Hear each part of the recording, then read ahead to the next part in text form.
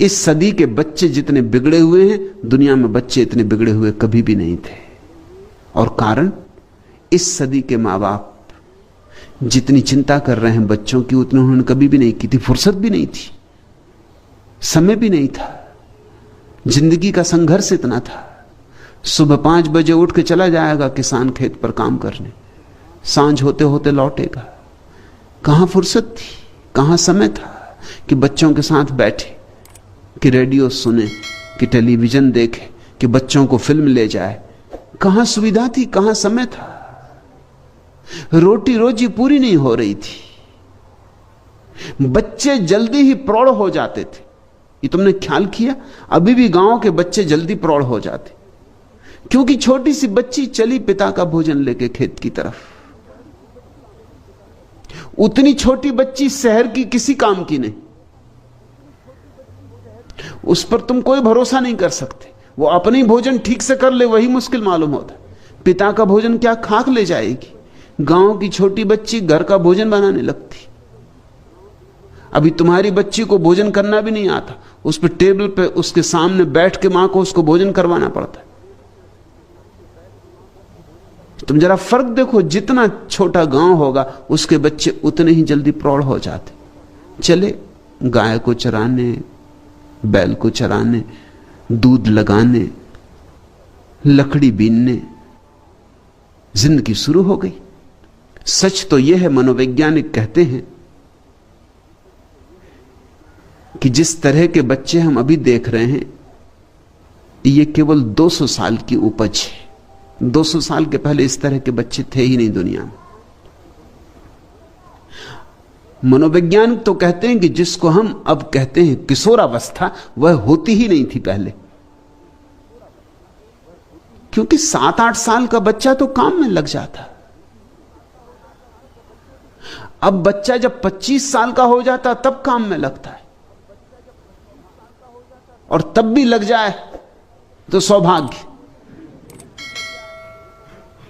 क्योंकि एक तो 25 साल बिना काम करने की आदत, 25 साल मुफ्तखोरी करने की आदत, 25 साल तक मां बाप के ऊपर निर्भर रहने की आदत। कोई लंबा छोटा समय नहीं, लंबा समय 25 साल। अगर 75 साल जिएगा तो 1/3 जिंदगी हो गई। 1/3 जिंदगी तो आदत हो गई निर्भर रहने की। अब अचानक काम और जिम्मेवारी। आज अमेरिका में जो बच्चे हिप्पी हो रहे हैं, उसका कारण तुम समझते हो? अमेरिका सबसे ज्यादा समृद्ध है, इसलिए सबसे ज्यादा विकृत बच्चे पैदा हो रहे हैं। समृद्ध होने के कारण जरूर से ज्यादा ध्यान दिया जा रहा बच्चों पर।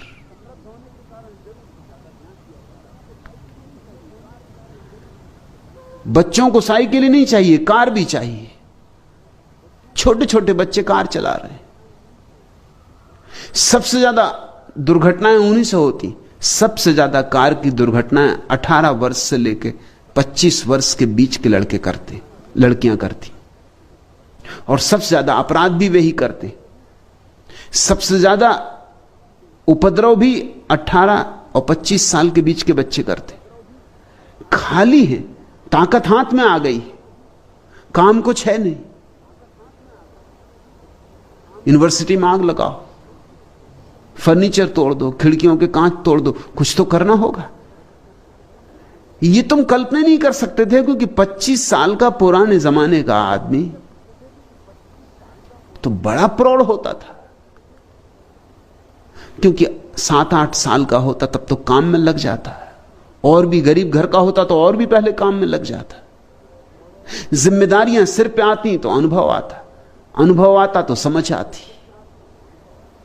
25 साल का होते होते तो जीवन का इतना अनुभव हो जाता था कि वो इस तरह की मूर्खताएं कर सकता था जो आज के लड़के और लड़कियां कर रहे हैं। असंभव। उसमें एक गुरु गंभीरता आ जाती थी, उसे जीवन का एक पाठ मिल गया होता था। आज हम सोचते हैं बच्चों को हम शिक्षा दे रहे हैं, लेकिन जीवन के पाठ से हम उनको वंचित रख रहे हैं, और उनका इतनी फिक्र हम कर रहे हैं कि ना वो अपना पजामा का नाड़ा बांध सकते हैं, वो भी मां बांध रही। अब मैं सोचता हूं वीणा की तस्वीर के बांध रही बच्चों के नाड़े। अब भजन भी गा रही होगी तो नाड़ा खुल खुल जाता होगा, नहीं बनता होगा, बच्चे को नाराजगी आती होगी कि ये बात क्या है। पहले नाड़ा बिल्कुल ठीक बनता था, अब रास्ते में ही खुल जाता है। मां ध्यान नहीं दे रही ठीक से। बच्चों के बस्ते, उनका सामान तू रख रही होगी, अब उनको खुद रखना पड़ रहा होगा। उनको खाना खिलाने के लिए टेबल पे बैठ रही होगी, खाना खाओ। बच्चे रो रहे हैं आज के, किस लिए रो रहे हैं पूछो उनसे। पुराने जमाने के बच्चे रोते थे कि भोजन चाहिए। आजकल के बच्चे रो रहे हैं कि उनको मां भोजन करा रही, वो उन्हें भोजन नहीं करना, आंसू टपक रहे हैं, और मां सामने बैठी कि भोजन करो, उन्हें भोजन नहीं करना, या उन्हें यह भोजन नहीं करना, उन्हें आज कुछ और चाहिए। कि आज वो जाना चाहते हैं कॉफी हाउस, इडली डोसा या कुछ और। उन पर ध्यान, उनको 24 घंटे ध्यान चाहिए, और इस ध्यान से कुछ लाभ नहीं होने वाला उनको। ये जो जिस लड़के को 25 साल तक उसकी मां ने ध्यान किया है और ध्यान दिया है और हर तरह से उसकी फिक्र की है, ये कल विवाहित होकर अपनी पत्नी से भी यही अपेक्षा करेगा और उपद्रव शुरू होगा, क्योंकि उसकी भी फिक्र की गई है। और वो अपने पति से ऐसी अपेक्षा करेगी जैसे अपने पिता से अपेक्षा करती थी। कलह शुरू हो जाएगी, पहले दिन से कलह शुरू हो जाएगी। उनकी आकांक्षाएं, अपेक्षाएं बढ़ी। लड़की चाहेगी कि पति पिता की तरह सारी अपेक्षाएं पूरी करे, पति चाहेगा कि पत्नी मां की तरह सारी अपेक्षाएं पूरी करे। ये कैसे हो सकता है? दोनों की आकांक्षाएं बढ़ी, अभिलाषाएं बढ़ी, और दोनों ही गिरेंगे, क्योंकि दोनों ही पूरा नहीं कर पाएंगे। दुनिया ने इतने तलाक कभी नहीं जाने थे, और इतना दुखी दाम्पत्य जीवन कभी नहीं जाना था। उसके कारण थे क्योंकि इतनी अपेक्षा कभी नहीं की थी। अपेक्षा का कोई कारण नहीं था। ऊपर से देखने में तो लगेगा कि अगर ध्यान हमने बच्चों पर कम दिया तो नुकसान होगा, ऐसा नहीं है। और भी एक बात तो उससे कहूं कि अक्सर हम बच्चों पर ध्यान देते हैं जब बच्चे बीमार होते, परेशान होते, रुग्ण होते। वैज्ञानिक हिसाब से जब बच्चे रुग्ण होते हैं, परेशान होते हैं, बीमार होते हैं, तब बहुत ध्यान नहीं देना चाहिए, क्योंकि ध्यान का गलत संबंध जुड़ रहा है। बच्चा बीमार है तब मां उसके पास बैठकर सिर दबा रही। अब जब भी इस बच्चे को भविष्य में सिर दबाना होगा, ये बीमार हो जाएगा। पतिदेव घर आके एकदम लेट ही जाएंगे बिस्तर पे। दफ्तर में बिल्कुल ठीक थे, घर आती सिर दर्द हो जाता। वो चाहते कि पत्नी उनका सिर दबाए, पैर दबाए, उनके आसपास खुशामद करे कि वो बड़ा काम करके लौटे। और पत्नी भी, पति जब तक घर नहीं आते तब तक बिल्कुल ठीक मालूम होती है, रेडियो सुन रही और अखबार पढ़ रही, और जैसे ही पति आए कि बिस्तर से लग जाती। वो भी चाहती कि पति उसके सिर पर हाथ रखे, क्योंकि पति हाथ ही सिर पर तब रखते हैं जब पत्नी बीमार होती। स्त्रियों ने तो बीमार होने की कला सीख ली। उनको पक्का पता है कि उन पर ध्यान ही तब दिया जाता है। पत्नी बीमार हो जाए तो पति पूछने लगता है कि साड़ी लेनी, क्या करना, जो करना हो माई करो, मगर बीमार ना हो।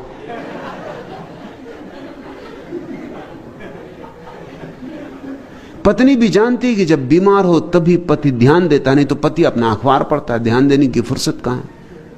वो आते ही से अपने पैर फैला के अखबार की ओर में हो जाता।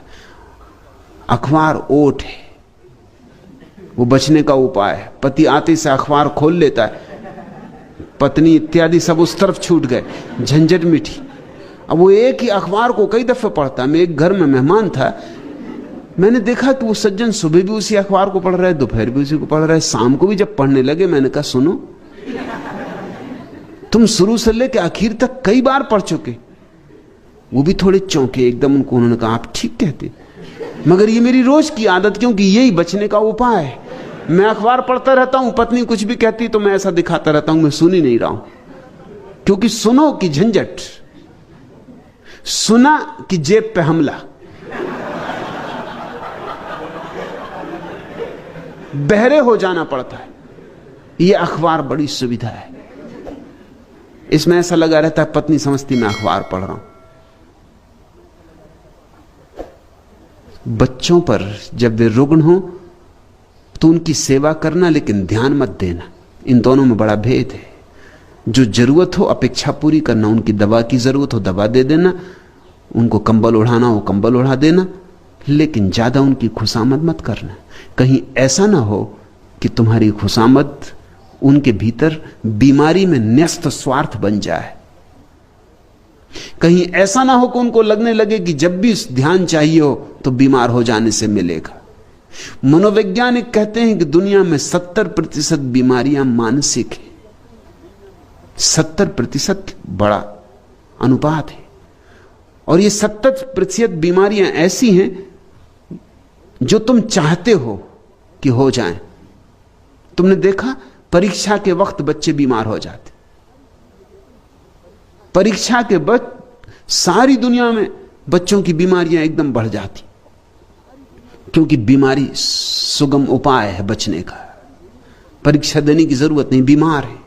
या अगर देनी भी पड़ी परीक्षा और पास ना हुए तो भी कोई ये नहीं कह सकता कि कोई हमारी भूल हुई, बीमार थे। या अगर तृतीय श्रेणी में आए तो भी चलेगा, क्योंकि बीमार थे, क्या कर सकते हो।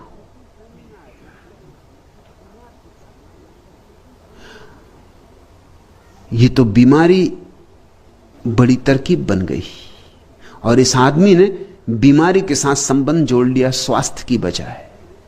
मेरी अपनी देशना तो यही है कि जब बच्चे स्वस्थ हों, चाहो तो उन पर थोड़ा ज्यादा ध्यान दे देना, मगर जब बीमार हो तो ज्यादा ध्यान मत देना। ध्यान को स्वास्थ्य से जोड़ने दो। जब बच्चे मस्त हों, आनंदित हों, उनको गले लगा लेना, लेकिन जब बीमार हो तब कंबल ओढ़ा कर उनको सुला देना। ये कठोर मालूम पड़ेगा, ऊपर से तो कठोर साफ ही लग रहा है, लगेगा कि मैं कोई उल्टी बातें सिखा रहा हूं। ऐसे में उल्टी ही बातें सिखाता हूं। लेकिन जब बच्चा बीमार हो तब उसे कंबल ओढ़ा के सुला देना, दवा पिला देना, बस ऐसे जैसे नर्स करती। उस वक्त मात्र तो मत दिखलाना। सुविधा हो तो नर्स ही रख देना, वो ज्यादा अच्छा। लेकिन जब बच्चा प्रसन्न हो, आनंदित हो, तो कभी उसे गले भी लगाना, उसका हाथ में हाथ लेकर नाचना भी। उसका स्वास्थ्य में रस जोड़ो, ताकि जिंदगी भर उसका रस स्वास्थ्य में रहे, बीमारी में ना हो जाए। दुनिया की 70% बीमारियां समाप्त हो सकती हैं अगर हम बच्चों का संबंध स्वास्थ्य से जोड़ दें।